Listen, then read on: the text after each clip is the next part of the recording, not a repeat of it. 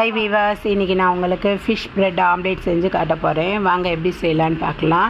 இதுக்கு நீங்கள் முதல்ல ஷீலா மீன் தான் வாங்கிக்கணும். ஏன்னா அதில் தான் முள் இருக்காது, நடுவில் ஒரே ஒரு எலும்பு மட்டும்தான் இருக்கும். அதனால் அதை மட்டும் எடுத்துட்டிங்கன்னா பீஸ் போட்டு பிரெட்குள்ளே வைக்கிறதுக்கு இது நல்லா வசதியாக இருக்கும்.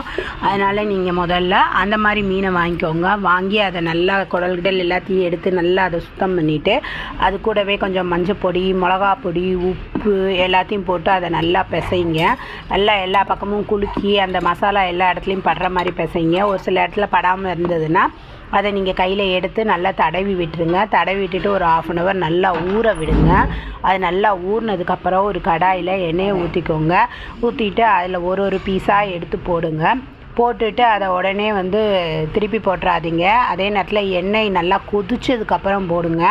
அப்படின்னா தான் அது அடியில் ஒட்டாமல் வரும். இல்லைன்னா அடியில் ஒட்டிக்கிட்டு பிஞ்சு வந்துடும், அப்புறம் நல்லா இருக்காது. அதனால் கொஞ்சம் வெயிட் பண்ணி நல்லா எண்ணெய் கொதி வந்ததுக்கப்புறமே ஒரு பீஸாக எடுத்து போட்டுட்டு அது நல்லா வேகவும் அதை நல்லா திருப்பி போட்டு நல்லா செவக்க வந்தோடனே நல்லா திருப்பி போடுங்க. போட்டு 2 பக்கமும் நல்லா செவக்க வறுத்து இதை ஒரு பாத்திரத்தில் எடுத்து வச்சுருங்க. இதை எடுத்து வச்சுட்டு அது நல்லா ஆறட்டும். கொஞ்சம் நல்லா ஆறினதுக்கப்புறம் அதை நம்ம பீஸாக எடுத்து ஒரு பாத்திரத்தில் எடுத்து வச்சுக்க போகிறோம். இது நல்லாயிருக்கும், சாப்பிட்றதுக்கு ரொம்ப டேஸ்ட்டாக இருக்கும்.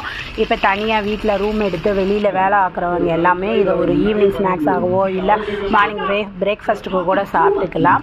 ஒரு 4 பிரெட் பீஸில் நடுவில் வச்சு இது சாப்பிட்டிங்கனாலே நம்மளுக்கு வயிறு நிறைஞ்சிரும்.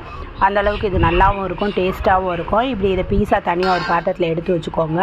அதுக்கப்புறம் ஒரு பாத்திரத்தில் 2 முட்டையை உடச்சி ஊற்றிக்கோங்க. ஊற்றிட்டு அது கூடவே கொஞ்சம் மிளகுத்தூளும் உப்பும் போட்டுக்கோங்க. போட்டு அதை நல்லா அடித்து எடுத்து வச்சுக்கோங்க. ஏன்னா அதை நல்லா அடிச்சிங்கன்னா தான் நல்லாயிருக்கும். இது சாப்பிட்றதுக்கும் நல்லா டேஸ்ட்டாக இருக்கும். ஒரே மாதிரி எப்போ பாரு மீனை வறுத்து எப்போ பாரு சாப்பாட்டுக்கு நம்ம சாப்பிட்றதுக்கு பதில் இதை ஒரு ப்ரெட்டில் போட்டு ஆம்லேட்டோடு சேர்த்து சாப்பிடும்போது இது ஒரு தனி டேஸ்ட்டாக இருக்கும்.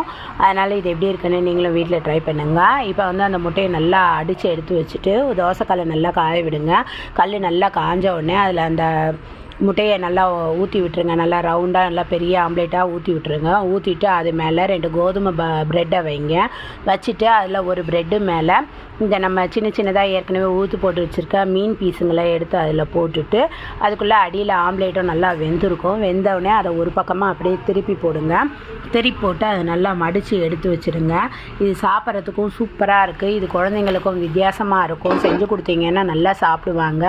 நல்லா ஒரு 15 டீனேஜ் வயசு பசங்க எல்லாருமே, 15 வயசு 18 வயசு பசங்க எல்லாருமே இது நல்லாவே விரும்பி சாப்பிடுவாங்க.